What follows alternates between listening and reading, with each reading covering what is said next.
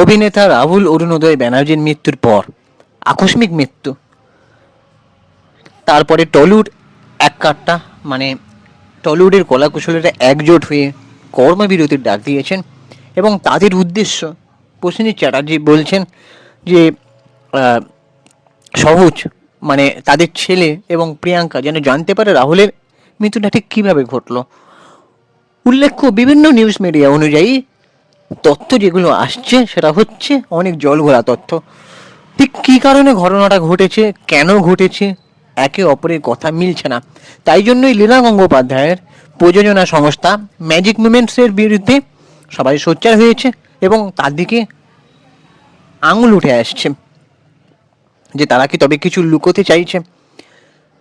তো তার জন্যই এই মিছিল ডাকা হয় আজকে, মানে মিছিল ডাকা হয়েছিল আজকেও। সেখানে দেখা গেছে প্রসেনজিৎ চ্যাটার্জি থেকে শুরু করে, সে তো সবসময়ই আছে, ঋতুপর্ণা, তারপরে স্বরূপ বিশ্বাস সেও আছে, দেবদা এসেছিল, তারপরে কোয়েল মল্লিক, রঞ্জিত মল্লিক। এবারে এনাদের নিয়ে দুটো কথা না বললে নয়। কোয়েল মল্লিক বা রঞ্জিত মল্লিক এতদিন কি করছিলেন এনারা? দিল্লিতে গেলেন মনোনয়ন জমা দিতে, নাকি বক্তৃতা দিতে গেলেন? তো এই জরুরি কাজটা আসতে এত দেরি হলো কেন? প্রসেনজিৎ চ্যাটার্জি একজন সিনিয়র অভিনেতা, সে তার কত দায়িত্ব ভার গ্রহণ করবে? আপনাদেরকে তো এগিয়ে আসতে হবে। আপনাদের কাছে কি রাজনীতিটা এত বড়? প্রথম থেকেই রাজনীতি আপনাদেরকে পছন্দ করছে না কেউ, একজন সিনে ব্যক্তিত্ব হিসেবে সবাই চায়। যাই হোক, তো এবারে হচ্ছে এই যে magic moments motion pictures private limited নামক প্রযোজনা সংস্থার সঙ্গে আর কাজ নয়, এটাই ঠিক হলো। মঙ্গলবার সাংবাদিক বৈঠক করে স্পষ্ট জানিয়ে দেওয়া হলো টলিউডের তরফে, মানে আজকে, যতদিন না রাহুলের মৃত্যু সঠিক তদন্ত হচ্ছে এবং প্রকৃত কারণ প্রকাশ্যে আসছে, ততদিন ওই সংস্থা বা তার সঙ্গে যুক্ত থাকা কারোর সঙ্গে কাজ করবেন না টলি পাড়ার শিল্পী এবং কলাকুশলীরা। প্রযোজক ও ইম্পার সঙ্গে মিটিং শেষ করে বললেন প্রসেনজিৎ চট্টোপাধ্যায়। প্রসঙ্গত গত 29শে মার্চ রবিবার তালসারিতে যে ভোলে বাবা পার করেগার ধারাবাহিকের শুটিং চলাকালীন রাহুলের যে আকস্মিক মৃত্যুটা ঘটে এবং তার প্রযোজনা সংস্থা ম্যাজিক মুমেন্টস একই সঙ্গে 7ই এপ্রিল থেকে স্টুডিও পাড়ায় শুরু হওয়া অনির্দিষ্টকালের জন্য কর্মবিরতি প্রত্যাহার করা হলো বলে তিনি জানান। মঙ্গলবার মানে আজ সকাল 10টা থেকে একে একে টেকনিশিয়ান স্টুডিওয়ে হাজির হন আর্টিস্ট ফোরামের সদস্য থেকে ফেডারেশন, ইম্পা, টেলিভিশন প্রযোজক এবং চ্যানেল কর্তৃপক্ষের একাংশ। আলোচনা চলতে থাকে বিভিন্ন দফায় দফায়, ঘন্টার পর ঘন্টা। এরপরই আর্টিস্ট ফোরামের সভাপতি ও রঞ্জিত মল্লিক এবং কার্যকরী সভাপতি প্রসেনজিৎ চট্টোপাধ্যায় তাদের সিদ্ধান্তের কথা ঘোষণা করেন। অভিনেতা প্রসেনজিৎ চট্টোপাধ্যায় জানান, আমাদের কারোর সঙ্গে কোনো লড়াই নেই, শুধু রাহুলের মৃত্যুর প্রকৃত কারণটাই আমরা জানতে চাইছি। আমাদের পরিবারের একটা ছেলে এভাবে চলে গেল, এখনো পর্যন্ত জানতে পারলাম না কি করে এমন হলো। তাই সকলে মিলে সিদ্ধান্ত নেওয়া হয়েছে যে এই প্রযোজনা সংস্থার সঙ্গে আর কাজ করব না আমরা। পাবলিকালি ওদেরকে জানাতে হবে কি ঘটেছে রাহুলের সঙ্গে, তাদের উত্তর দিতে হবে প্রিয়াঙ্কাকে। অভিনেত্রী ঋতুপর্ণা সেনগুপ্ত ওদিকে বলছেন যে 15 থেকে 30 দিনের মতো সময় লাগবে এসবই তৈরি হতে। আইনি পরামর্শ নিয়ে তৈরি করতে হবে সবটা, তাই কিছুটা সময় লাগবে। ততদিন পর্যন্ত বিপদের ঝুঁকি রয়েছে, এমন কোনো শুটিং হবে না। গত 29শে মার্চ রাহুল বন্দ্যোপাধ্যায়ের মৃত্যুকে ঘিরে উঠেছে বেশ কিছু প্রশ্ন। তালসারিতে লীনা গঙ্গোপাধ্যায়ের ভোলে বাবা পার করেগা ধারাবাহিকের শুটিং করতে গিয়ে এই কাণ্ডটা ঘটে। রাহুলের মৃত্যুর কারণ জানতে চেয়ে আইনি পরামর্শ মাফিক আর্টিস্ট ফোরামের তরফে বিভিন্ন মাধ্যমে চিঠি পাঠানো হয়েছিল ম্যাজিক মুমেন্টসের প্রযোজনা সংস্থাকে।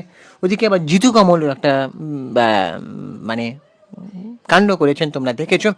সে তার নিজের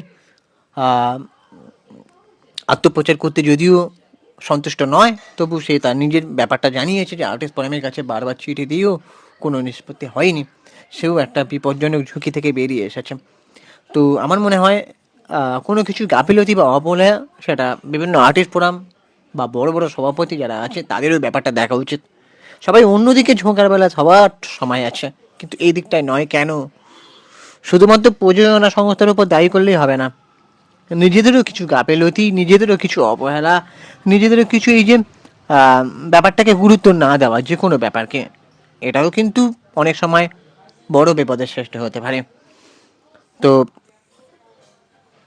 এই যে ম্যাজিক মুভমেন্টসের তরফ থেকে কোনো সুস্পষ্ট উত্তর মেলেনি বলেই রিজেন্ট পার্ক থানায় এফআইআর দায়ের করে আর্টিস্ট ফোরাম। এবং এছাড়াও তালসারি থানায় রাত 2টোর সময়ও প্রসেনজিৎ চ্যাটার্জিকে দেখা গেছে প্রিয়াঙ্কা সরকারকে নিয়ে এফআইআর করে বেরিয়ে আসতে। এই যে ঘটনাটা ঘটলো, আমি তাই আগের ভিডিওতে বলেছিলাম যে এই যে মিছিল হচ্ছে, আন্দোলন হচ্ছে, এটার মাধ্যমে যেন কোনো কিছুর ব্যাপারটা সুরাহা হয়। কারণ এটা তো তেমন কিছু আন্দোলন নয়। অভয়া কাণ্ডের সময় যে রাত দখল করা হলো, যে মানে আন্দোলন প্রতিটা সাধারণ মানুষও নেমেছিল, তার বিচারটা কি হলো? হলো না। তাহলে তো আমি বলেছিলাম যে এটা কি শুধুই লোক দেখানো, নাকি আবার মানে সেরকমই চলবে। আর আমি আরও একটা কথা বলেছিলাম যে এরকমভাবে যদি টলিউড ইন্ডাস্ট্রিতে মানে ঘটনা ঘটতে থাকে একের পর এক, শুধু ঘটনা নয় নেতিবাচক ঘটনা, তাহলে টলিউড ইন্ডাস্ট্রির কী হালটা হবে। সবাই বলছে আর কাজ করব না, কিন্তু ভালো সিনেমা কোথায় হচ্ছে? আর শুধু সিনেমা বললে ভুল করা হবে, এই যে টিআরপি বাড়ানোর জন্য যে সিরিয়ালগুলো প্রদর্শন করা হচ্ছে, সিরিয়ালগুলোর জন্য দিকেও একটু ভালো মানের কন্টেন্ট দিতে হবে, যাতে বাংলার প্রত্যেকটা ঘরের মানে লোকেরা সেখান থেকে যেন কিছু শিখতে পারে, বা বাস্তব ঘটনার উপরে কেন্দ্র করে যদি কিছু সিরিয়াল বানানো হয় সেটাও ভালো। সিনেমা তো আছেই, যেমন এই আমাদের সমাজে যে বেকারের জ্বালা, তারপরে হচ্ছে রাজনীতির যে নোংরা খেলা, এগুলোই কিন্তু মানুষের চোখে আঙুল দিয়ে দেখিয়ে দেওয়া উচিত যে কোথায় ভুলটা হচ্ছে। সিনেমা কিন্তু সমাজকেও পাল্টে দিতে পারে, শুধু যে বিনোদন পাবে তা নয়।